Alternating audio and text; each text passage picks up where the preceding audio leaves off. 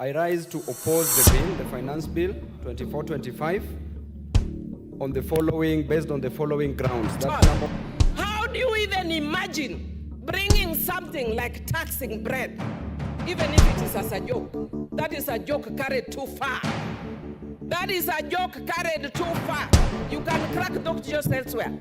You can find a situation where the young people have burned the country based on your joke.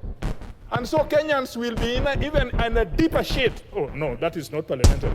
I'm sorry. I withdraw. And apologize. I don't apologize, Mr. Speaker. Withdraw and apologize. You can give the mic to somebody else, Mr. Speaker. Okay. No, Millie Grace. Yeah.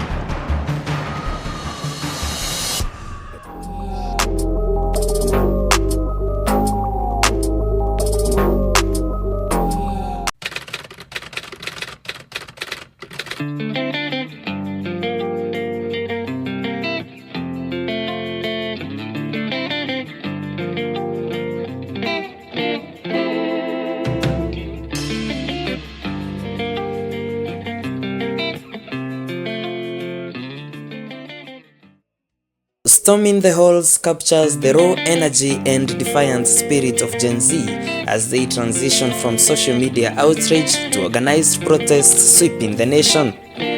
The catalyst, a controversial finance bill that proposed significant tax increases threatening the already fragile economic stability of Kenyans.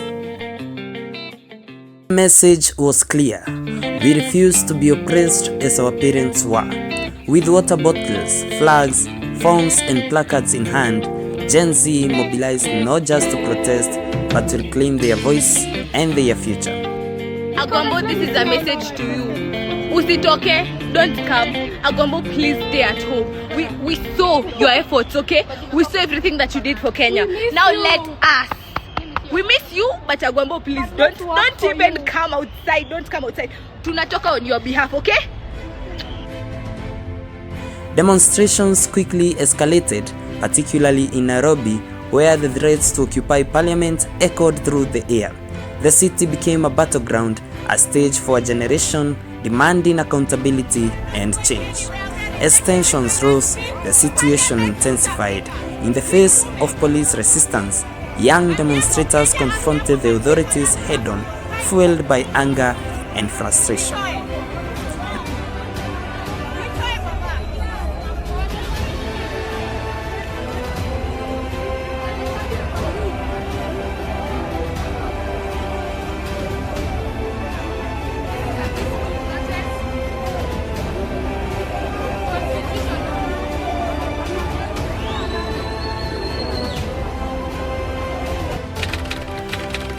Then came a day that would change the course of events.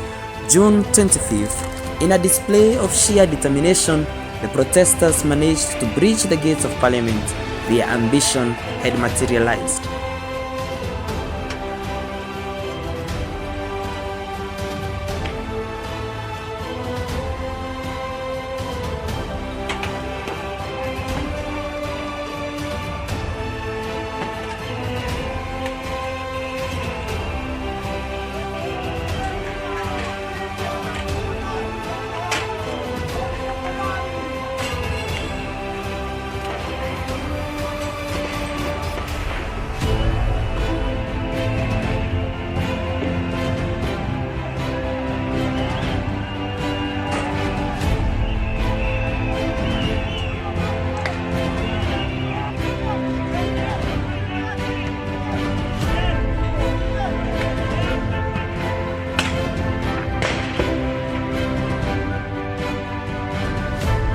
Mr. Speaker, sir, I'm here to address you. You must go. Ruto must go. Kwapa, na hatuendi. Kwapa, tunalala huku.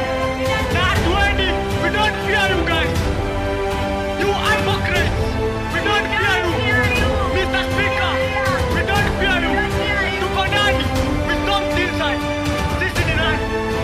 The young activists accessed the halls of power, causing immense damage and chaos. Lawmakers previously embroiled in serious debate found themselves fleeing through underground tunnels, seeking escape to the Bunge town.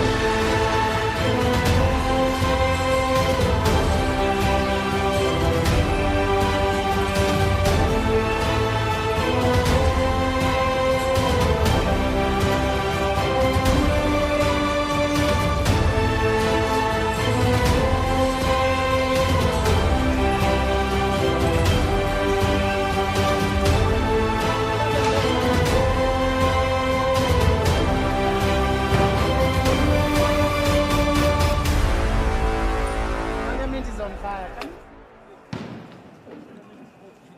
Fuck, Parliament is on fire. What is this, guys? It cannot be forced. Find a solution. Police it.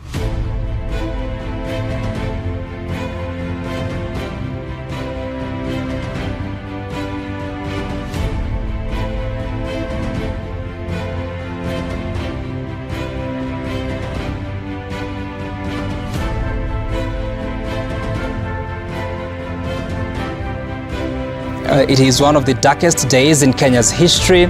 Protest over the Finance Bill 2024 turned deadly, with at least 10 people losing their lives as security agents clamped down on the otherwise peaceful protesters. Scores others have been left injured, nursing gunshot and other wounds.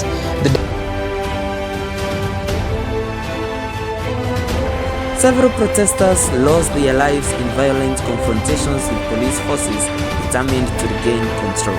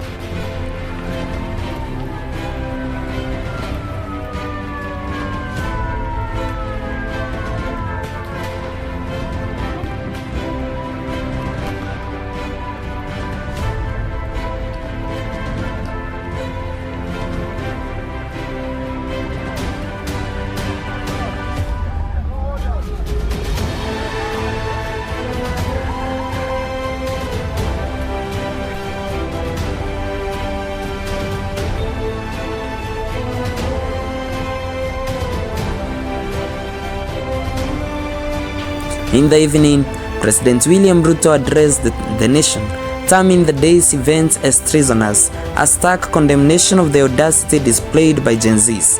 The words echoed in the hearts of Kenyans, intensifying the rift between the government and its citizens. As resentment mounted, the hatred between a frustrated populace and their leaders grew deeper.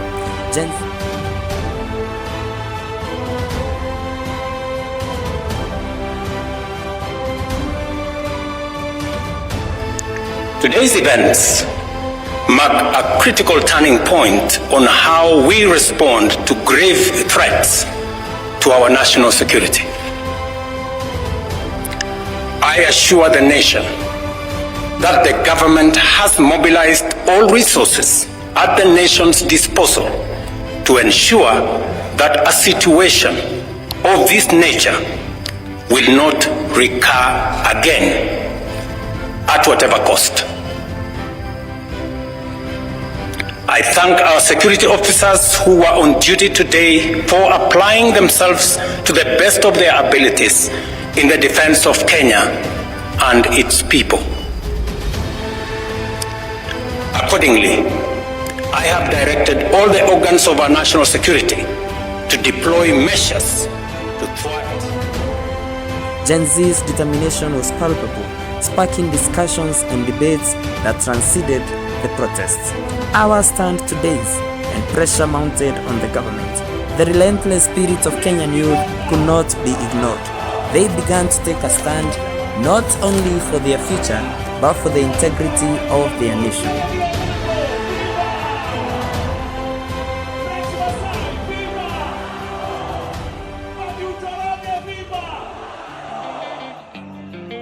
In a historic turn of events, the government bowed to the pressure, and President Ruto announced the withdrawal of the finance bill. To the people of Kenya, who have said loudly that they want nothing to do with this Finance Bill 2024, I concede, and therefore I will not sign the 2024 Finance Bill. And the power of the people had prevailed. Days later, pressure mounted and cabinet was dismissed.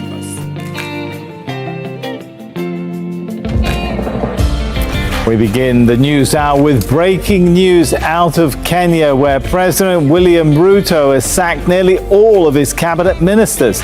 The announcement comes after weeks of unrest over a taxation bill. Ruto has cancelled the proposed tax increases, and demonstrations have continued, calling for him to resign. After a holistic appraisal of the performance of my cabinet and its achievements and challenges, I have today decided to dismiss with immediate effect all the cabinet secretaries and Attorney General of the Republic of Kenya, of the Cabinet of Kenya, except the Prime Cabinet Secretary and Cabinet Secretary for and Cabinet Secretary for Foreign Affairs and Diaspora Affairs. And of course, the office of the Deputy President is not affected in any way. The protests of Gen Z were not just a reaction to a tax increase, they represented a cry for justice, accountability, and change. As they continue to voice their demands, one thing is clear: the future of Kenya rests in the hands of its youth.